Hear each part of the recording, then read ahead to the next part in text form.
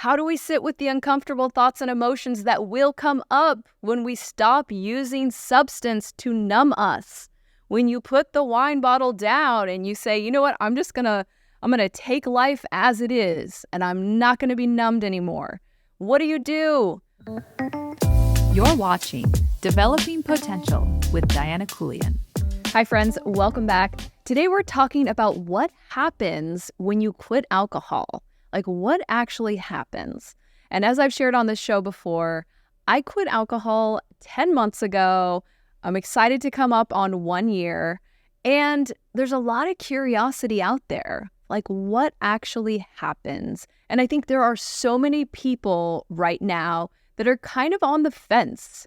And maybe you're one of these people that's thinking, I know that alcohol isn't great for my body. Maybe you're starting to feel a little more dependent on it, or maybe you just think about it more than you want to. Maybe a lot of your social interactions are really built around alcohol. And you're just thinking, what if I give it up? Or what if I cut back? And as we're coming up on the holidays, alcohol is like more prevalent. It's everywhere. It's at the parties. It's at the dinners. A lot of us feel like I need alcohol to get through the holidays, right? And I know that's been me in the past, and maybe you can kind of relate to that. And then January comes and most of the world is like, let's do dry January. Like we know we just abused alcohol all of December. Now let's give it up. So let's talk today about like what actually happens when you give up alcohol. So I know you're curious and you can really just kind of take in this information and maybe it will help sway you one way or the other. So first off, we know there are so many physical benefits that you get to enjoy in your body. And that's not going to be the focus of this episode, but I'm going to go through them to just remind you. And I feel like most of us know these. And we kind of like grit our teeth when we are drinking alcohol, when we think about like how much better our body could feel if we stopped. So first off, a better sleep, which who doesn't need better sleep? I know for myself, that is something that I value so much. And I don't know how I would survive with my busy life if I didn't get such good, deep sleep. You'll never have better sleep than when you are alcohol free. The next kind of physical benefit is less anxiety. And really, if you think about the holidays, as fun and as wonderful as they are, anxiety goes up during the holidays. Depression goes up. Just the struggle can be more because there's more to do, especially for us women. Like there's so much to do. So anxiety goes down just naturally. Having clearer thoughts and just feeling that you can rely on your brain, you can rely on your memory. You're not having foggy brain, the morning after having some wine or having cocktails. And that's really priceless. Being able to rely on your own thoughts. Having better skin, and this kind of kicks in a few weeks into being alcohol-free, or a month or 6 weeks in is when you really start to be like, man, my skin looks clearer, my wrinkles look smaller, or there's fewer wrinkles. Having better sex, that's something that not a lot of people talk about, but it's a great benefit when you've been alcohol-free for a little while. Better relationships is another thing that we've talked about in previous episodes. Having your hormones balanced more naturally in a beneficial way, that's a huge one. Concern about imbalances in our hormones, it's a big concern today. Having a naturally stronger immune system. So going into the holidays, there's those viruses and those colds and bugs that are going around. And when you're not putting the toxin of alcohol into your body, your natural immune system can fight off these little sicknesses that can really put a wrench in the holidays. And then these are like more long-term benefits, but a reduced risk of heart disease, of liver disease, and a reduced risk of cancer. And that's a big one, right? And that's something that the benefit will kick in once you've been off alcohol long-term. And then as far as like mental benefits, Increased self-awareness is a big one. Increase in your self-confidence, and then in your self-esteem. And I saw this quote online from a doctor, and they said, your entire body and soul improves when you go off of alcohol. So these are kind of like the well-known benefits, like the carrot, if you will, that we're chasing when we're like, okay, I'm finally at a point where I'm going to stop drinking and I'm going to get all these benefits. But what I want to talk to you about today is what they don't tell you, but I think is really one of the big reasons why most people don't make that leap and don't cross over from a life of drinking to a happy, joyful life of sobriety. And that is that you have to now cope with your feelings and your emotions. Now, I want you to think about that because this might be one of those things that you haven't really thought about. I know I didn't, which on the one hand, I knew that I would use alcohol, especially in 2020. I know most of the world used alcohol in 2020 to deal with stress. I noticed this so much in movies and TV shows. Now that I don't drink, I really notice all the references to alcohol as like a solution. So the character has a bad day and it's like, oh, let me get you a drink, right? Or someone gets fired or someone's broken up with, and it's like the solution is alcohol. And that can be so true in real life. So 2020 for us, running a fitness franchise where, hundreds of fitness locations were, looking to us for solutions when they're being told, close your doors, you can't operate business, and that's their livelihood, right? The stress of that really, for me, alcohol was one of my solutions to not have to feel the stress at the end of the day. And so what do you do when you're no longer drinking alcohol? And it doesn't have to be just the feelings of overwhelming stress from work or from your life, your relationships. It can be something as small as like social anxiety, right? The prospect of going to a holiday party and having to feel your social anxiety or having to feel whatever uncomfortable feelings you might be having in the social setting. Or maybe it's like a family dinner, like a Thanksgiving or something where you're like, oh my gosh, I have to be around these people. I'm going to drink. When you don't have that option, you're left with these feelings that have been avoided.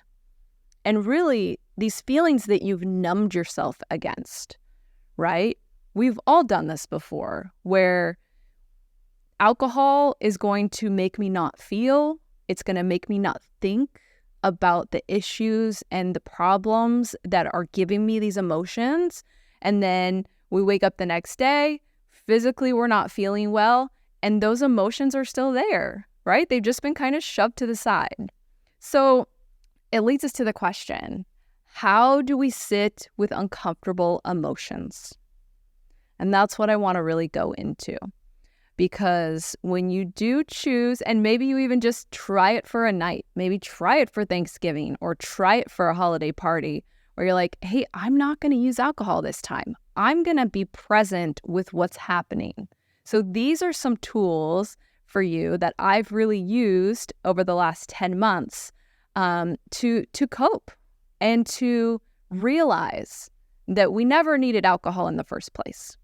You really have everything you need to cope with everything that's in front of you, to cope with the thoughts that come up that are easier to push away, but you can cope with them, and the uncomfortable emotions, right? And it's such a human, instinctive response to want to just not feel the emotions or not think the thoughts.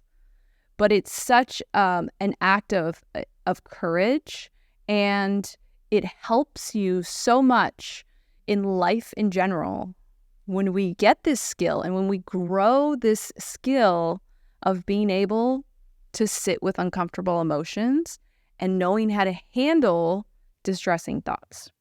So the first thing, this first step towards being somebody who doesn't need alcohol to numb yourself is the act of being present.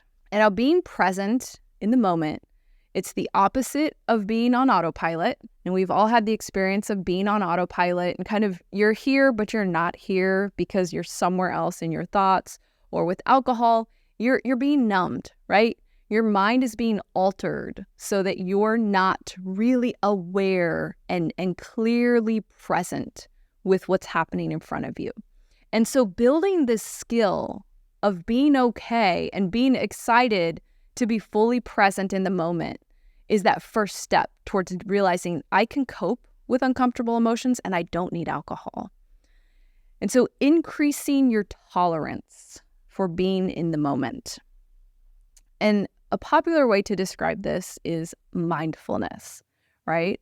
Mindfulness is the ability to be present and aware of your thoughts and emotions, and also present and aware of what's happening right in front of you, and being able to balance the two and not getting overwhelmed with what's happening in your inner world.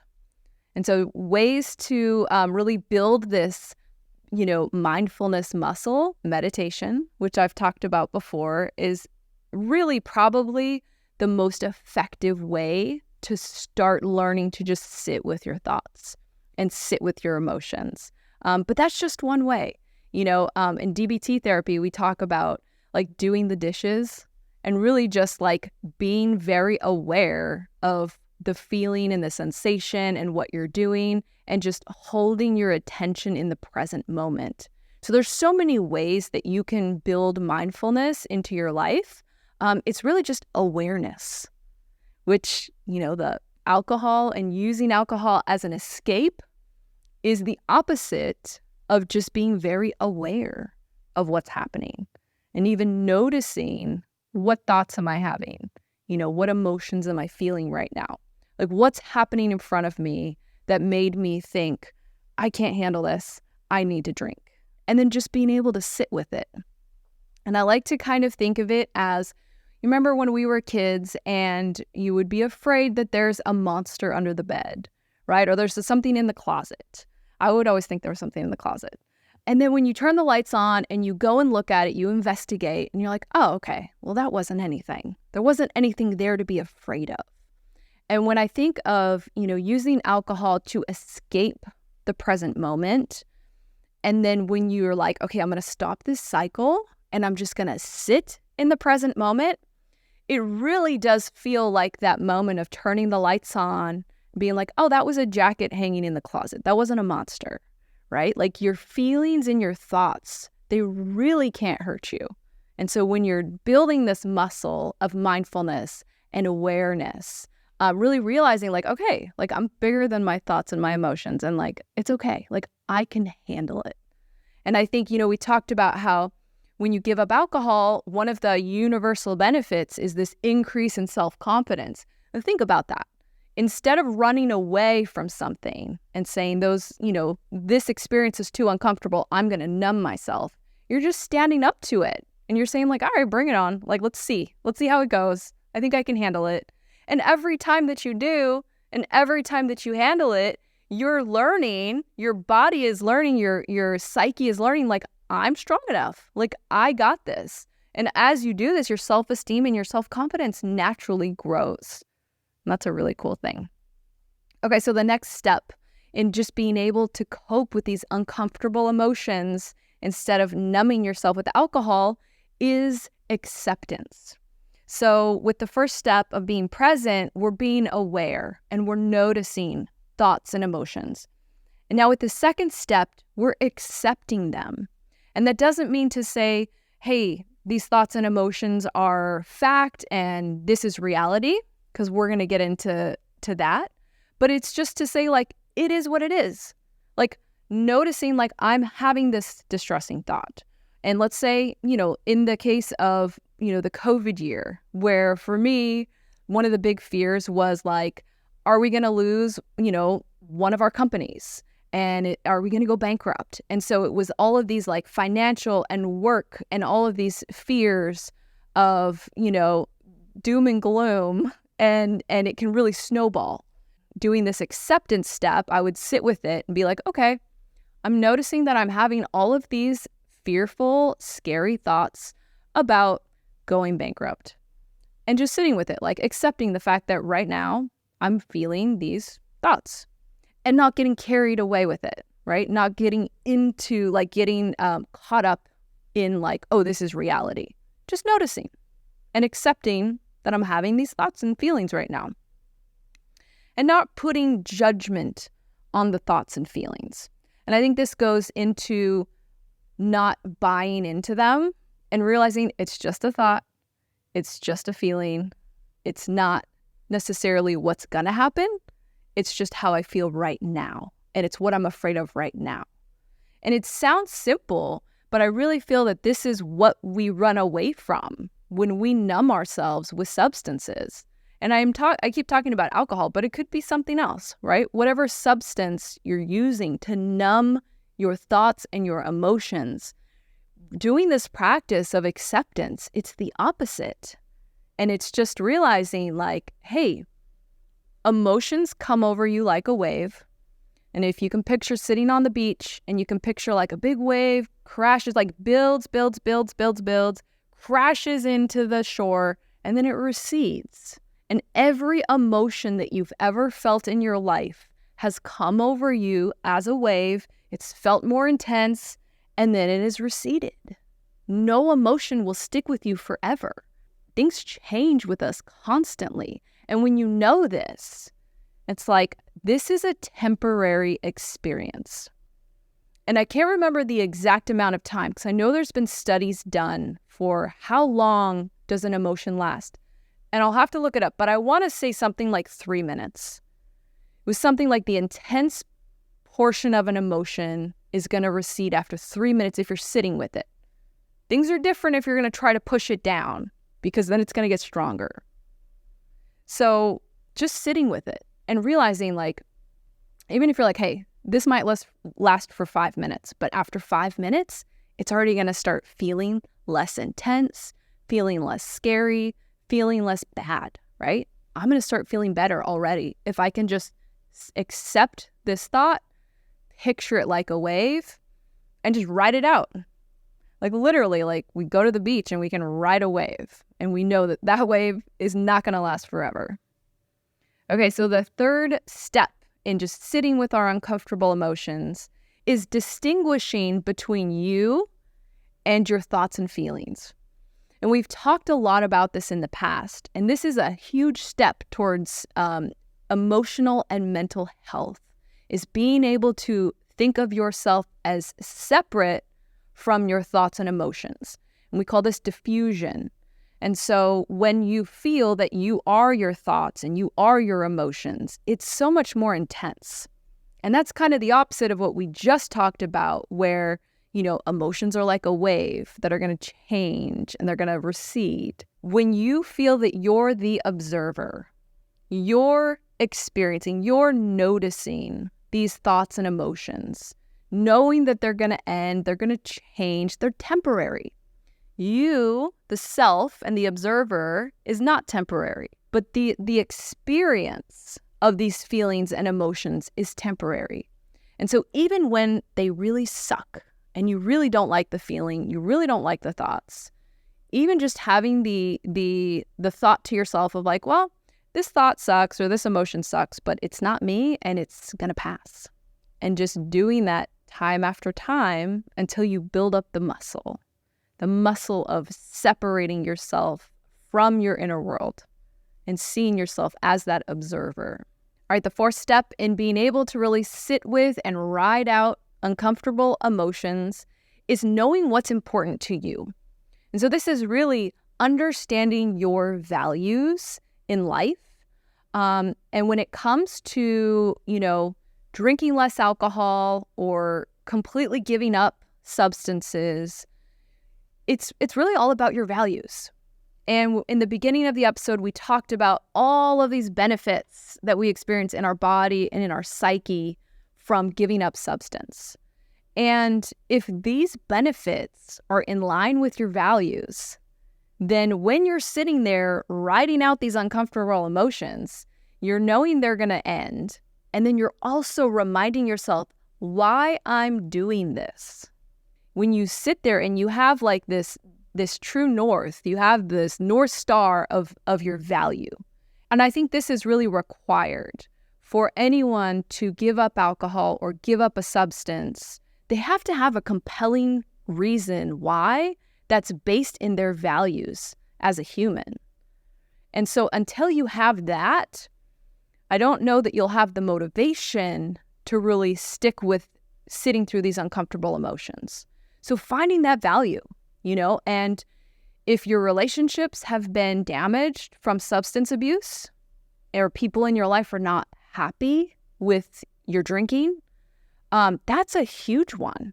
If I value my relationships, like when it's all said and done, those relationships in your life are the most important thing to you, and you can kind of measure it up against your drinking or your substance use. Like, what's more important to me? Like my family, my intimate relationship, my kids, or getting numb with the substance. And so when you can really pinpoint, like, no, my value is my family, or my value is my health, because my doctor said that I need to really control my substance use because X, Y, and Z is already happening in your body, right? Finding that true north, finding that value that you look to as you're sitting here like, all right, I'm going to weather the storm and I'm going to figure out how to ride out uncomfortable emotions.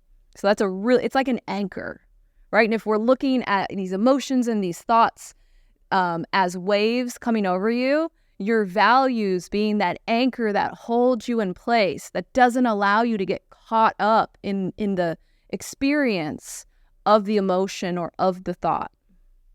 The fifth thing and the final thing here is a commitment to taking action, right? We can have the value, like, hey, my relationships are so important to me, or my health is so important to me, or my career. If your career's been suffering because of drinking, you can have this value, but you have to back it up with action. And what allows us to take action? It's a commitment to taking that action.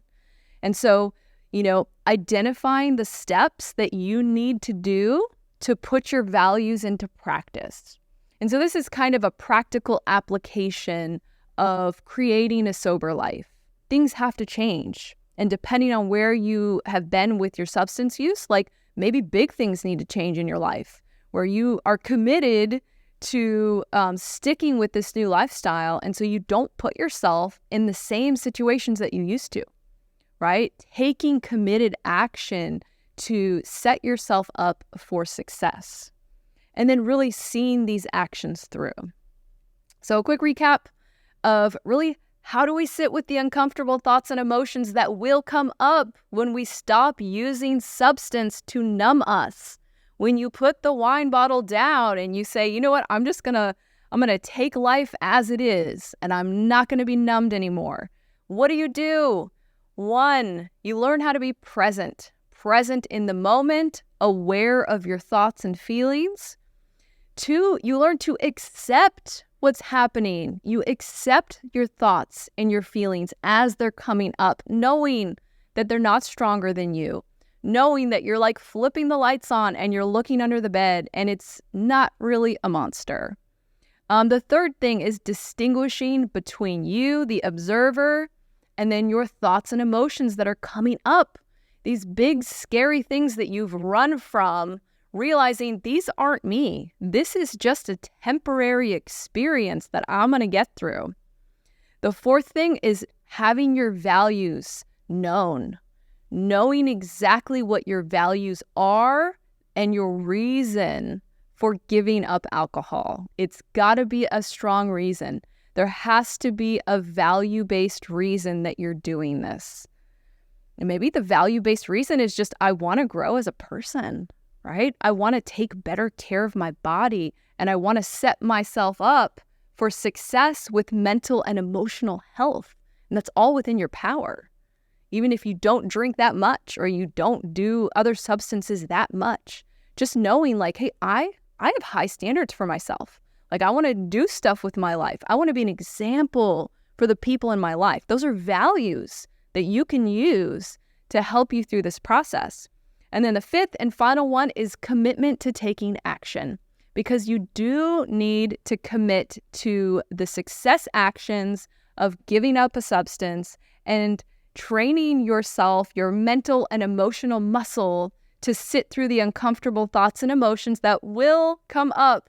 Make no mistake about it. When you put down the substance, you now have to deal with your thoughts and emotions that you've been avoiding. So making committed action towards doing this and setting yourself up for success. That's it for today, friends. I hope this has been helpful for you.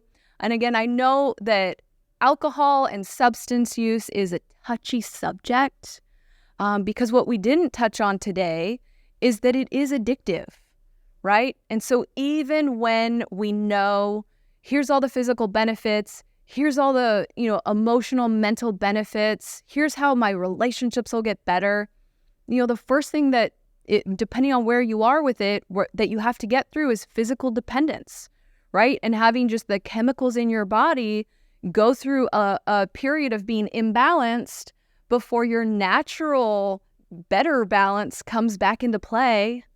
So you got to get through that.